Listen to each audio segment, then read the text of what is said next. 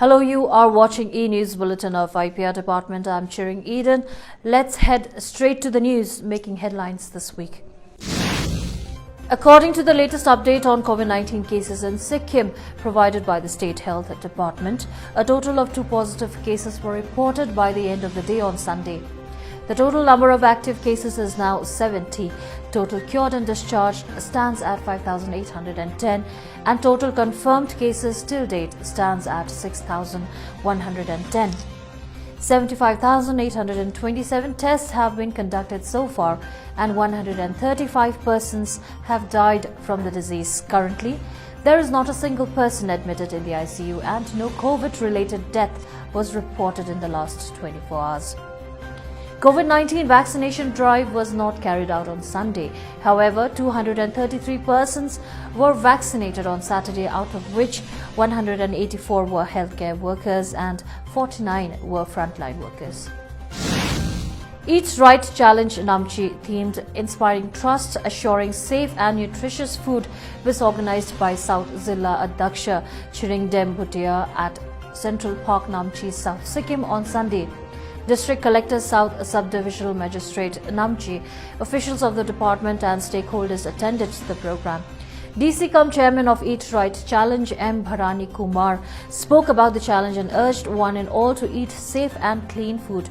It was informed that this challenge has been initiated all across the country by Food Safety and Standards Authority of India in collaboration with Ministry of Health and Family Welfare, Government of India. The objective of Eat Right movement is to create awareness amongst people about safe, healthy and sustainable dietary habits. And the challenge is an annual competition for 197 districts and cities across India to motivate states towards healthy eating practices. As a part of this challenge, camps have been set up wherein important advice will be disseminated to the public and food safety on wheels vehicles have been put up at various locations.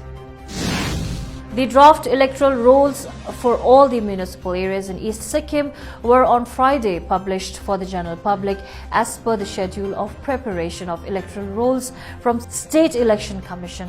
Municipal elections in Sikkim are scheduled to take place in first week of April as announced by the Chief Minister recently.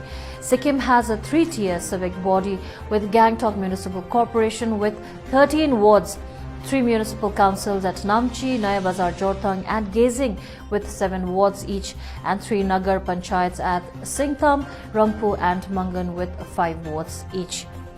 The last municipal elections had taken place in 2014. As per the information received, there are 53 polling stations in Gangtok Municipal Corporation, 7 polling stations in Rangpo Nagar Panchayat and 5 polling stations in Singtam Nagar Panchayat. It has been requested that the local public and voters check the details in the draft electoral rolls published for their respective wards and also available with the concerned BLOs.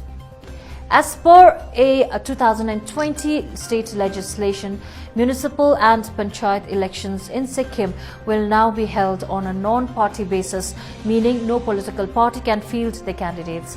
There will only be independent candidates in fray and each will be given an election symbol from the pool of selected symbols by the State Election Commission. Around 203 people are missing and 11 have been declared dead after a massive flash flood due to glacial burst caused havoc in Chamoli district, Uttarakhand. The accident triggered an avalanche and a deluge in the Alaknanda river system that washed away hydroelectric stations and 5 bridges. The burst glacier also swept away roads and forced authorities to evacuate villages. 12 people trapped in an under-construction tunnel were rescued by an Indo-Tibetan border police team.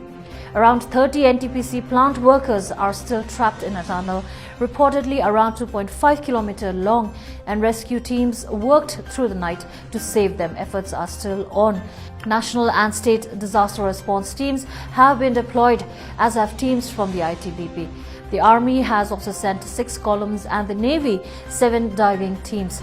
Uttarakhand Chief Minister Trivendra Singh Rawa, who visited the Chamoli district on Sunday, has announced a compensation of Rs 4 lakh each to the families of those who lost their lives in the disaster.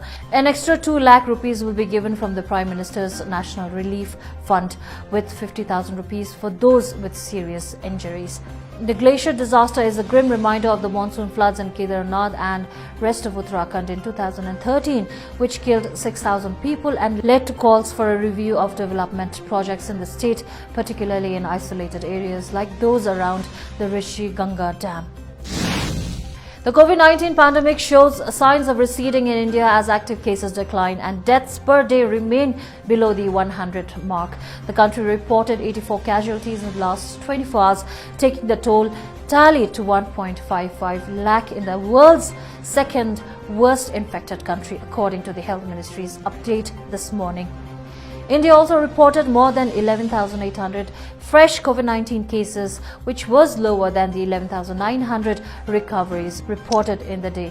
This led to a fall in active infections a day after the country recorded a slight uptick in active cases. The nation, with 1.3 billion people, is only behind the US in the number of confirmed infections.